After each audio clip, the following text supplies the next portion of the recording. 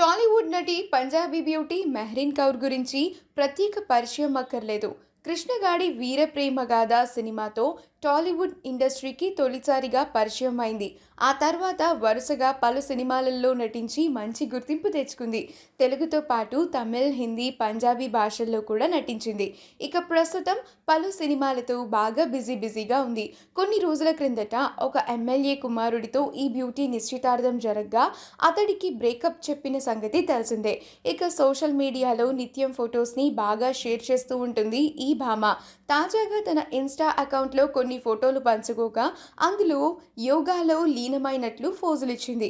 ప్రస్తుతం ఈ ఫోటోలు నెట్టింట్లో ఎంతగానో వైరల్ అయ్యాయి. ఈ వీడియో కనుక మీకు నచ్చినట్లయితే మీ అభిప్రాయాన్ని కమెంట్స్ ద్వారా మాకు తెలియచేయండి.